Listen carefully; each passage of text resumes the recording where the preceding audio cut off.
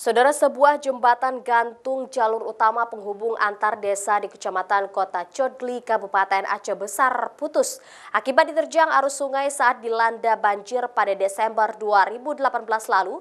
Akibatnya aktivitas transportasi warga desa pedalaman Aceh Besar itu terganggu. Hingga kini jembatan penghubung ini tak kunjung dibangun ulang.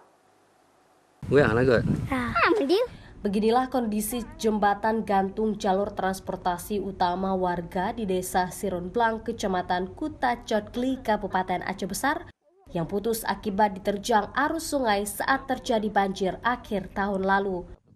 Selama 2 bulan ini, warga yang ingin melakukan aktivitas baik petani maupun siswa sekolah terpaksa harus menggunakan jasa rakit penyeberangan atau terpaksa melewati jalan alternatif yang harus menempuh 14 km jaraknya.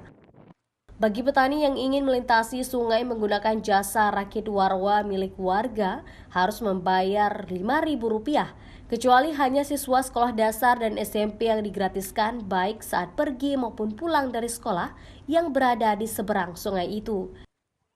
Selain ada satu rakit jasa penyeberangan milik warga yang dapat menyeberangi sepeda motor dan berbagai hasil pertanian warga Aceh Besar itu, juga terdapat satu unit perahu kecil bantuan BNPB dengan muatan siswa dan warga terbatas. Warga berharap pemerintah untuk segera membangun kembali jembatan gantung yang telah putus akibat diterjang banjir akhir tahun lalu, sehingga akses utama transportasi baik petani maupun siswa sekolah kembali lancar seperti sebelumnya.